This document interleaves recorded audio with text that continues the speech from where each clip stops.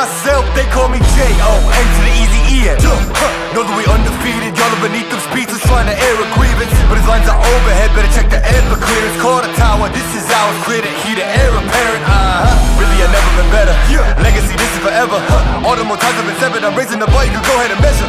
Think about time for a toast, time that we welcome to go. Alright, so today is leg day. I don't think I've made a leg video in a really long time, and with the lockdown in Canada, I'm going back to the gym that I was training at when the first lockdown happened. So today's leg workout is going to be fueled with 3 scoops of carb surge. I know I'm not trying to promote the products. This is what I drink every single workout for the last 2 years. And 1 scoop of creatine. I already have the carb surge in there actually. So that's about 70 grams of carbs from highly brand cyclic dextrin. If you guys don't know what that is, please Google and learn about it, because not a lot of Indian supplement companies actually make that because it's super expensive. So I hope some supplement companies start making that in India, because a lot of my clients in India have issues with having intra-workout carbs, and I can't give them anything that is a replacement for this product. So I hope some Indian companies start making that. Even though it's expensive, it's just so beneficial that most people don't really realize it. And then I have a scoop of EAA surge in there, and I'll add some salt to get the pump going. The salt is very important. A lot of people try to cut out salt all the time, thinking they're gonna feel bloated or they're gonna have more water. More water is good. That's how you're gonna get a pump. That's how you're gonna be full.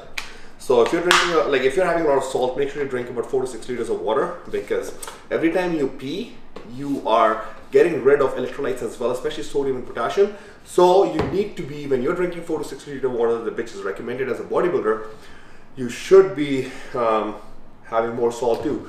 And also, the more muscle you have, the more salt you need as well to flush the water in the muscles, keep them full, keep them nice, especially when you go to the gym to have a better pump. So I take salt in all my meals. I recommend salt to all my clients. So that's just something that I just see a lot of bro science going on, where people, coaches and trainers, they'll stop using salt. Who the fuck wants to eat food without salt? Who said bodybuilding diet is bland? I mean, yeah, it's repetitive, but you can make it tasty. But no salt is just gonna be super bland, unless like you're in peak week or something like that. But even then, you should be having salt for the first 3 days. But anyways, time to go to the gym. Leg day. Let's roll.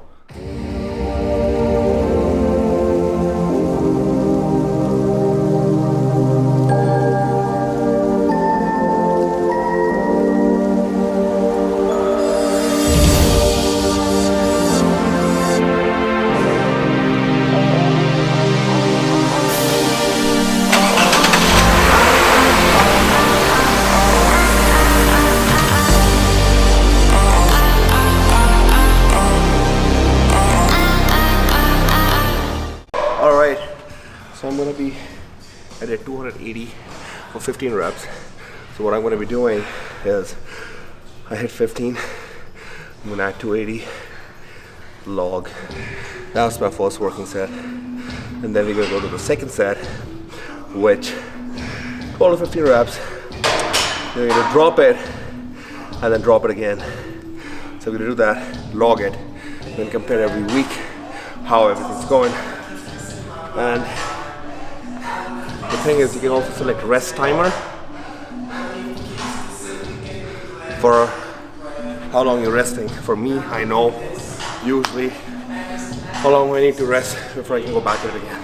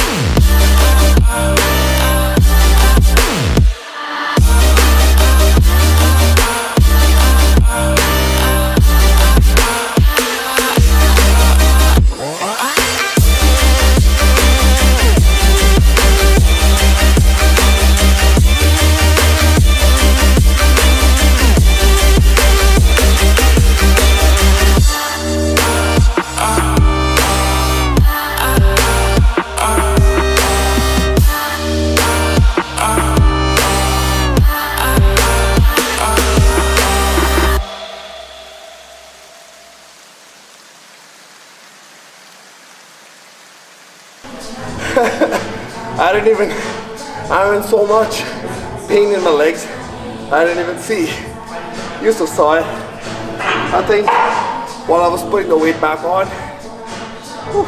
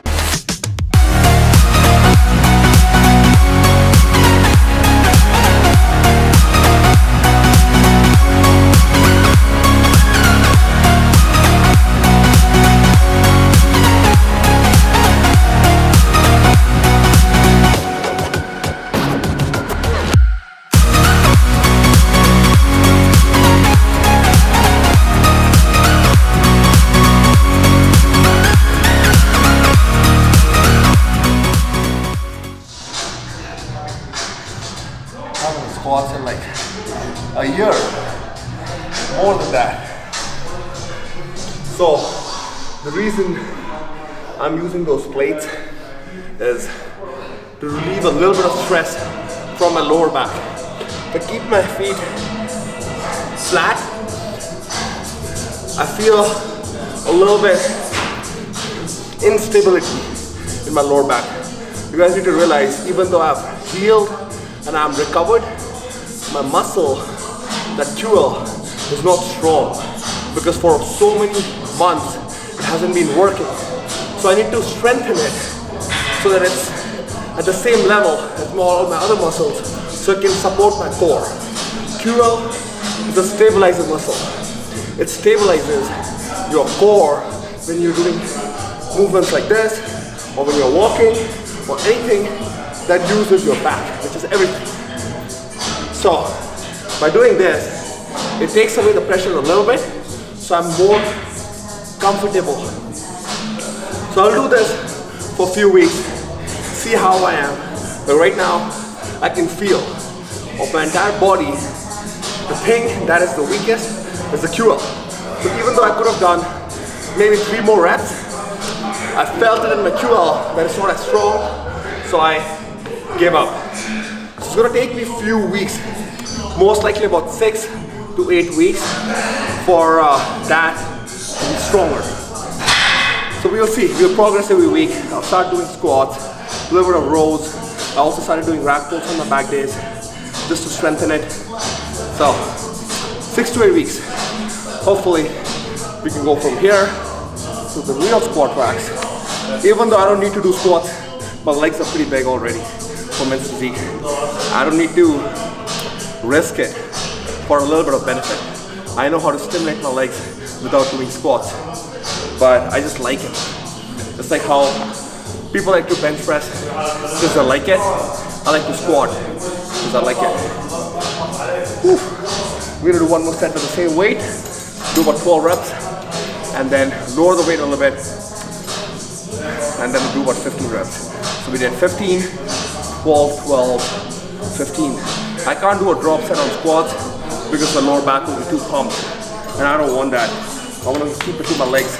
So the next exercise we'll do the triple drop set again.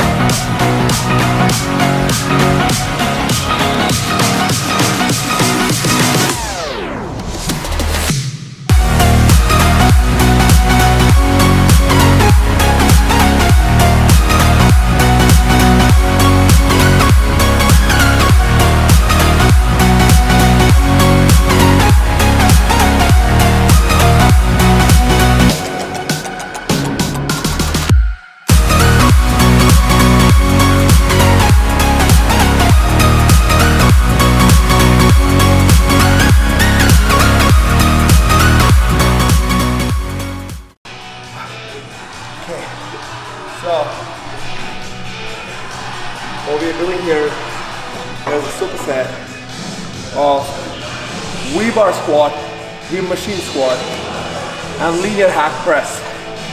So that squat is when I'm standing straight, and emphasis is more on my quads. So the emphasis is more on the upper part of the movement. In this one, because I'm at an angle, the emphasis is more on the lower part of the movement. So I'm saying lower more. Just like low up. And there, it's higher and middle, higher and middle. So by doing both together, I'm able to work on my teardrop in this machine. So my legs are wide and focus is on my teardrop. There, the focus is on the upper quad area right here.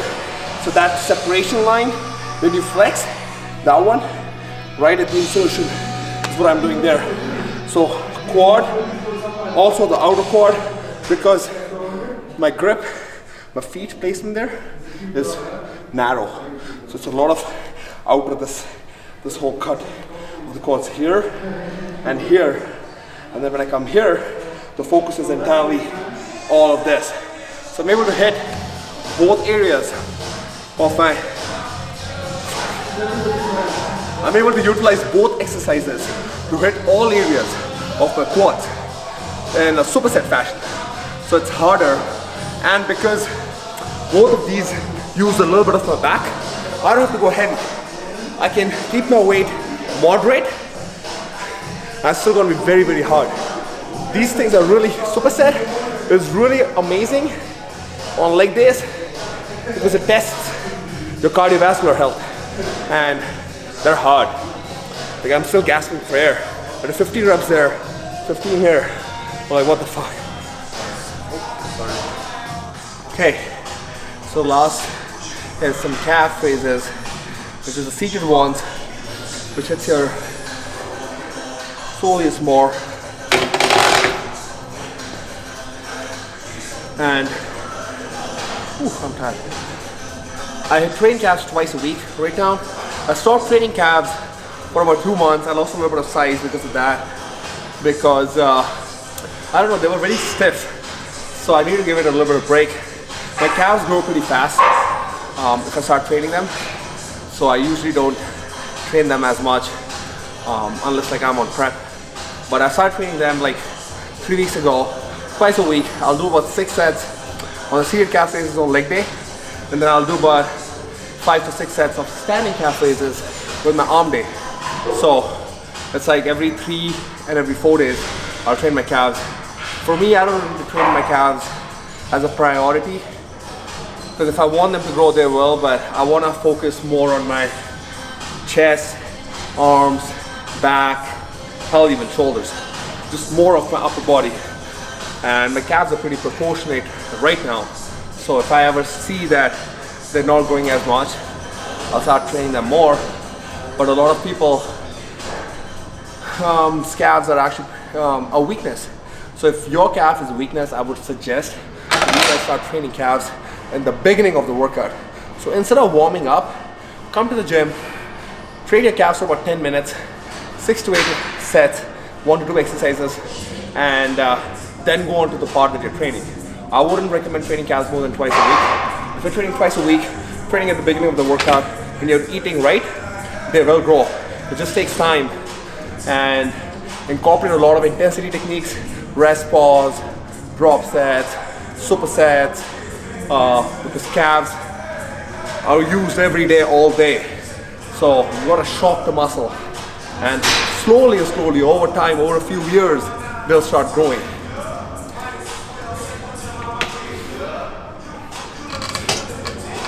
Also full range of motion on your calves. Don't do the half range motion. Feel it, squeeze.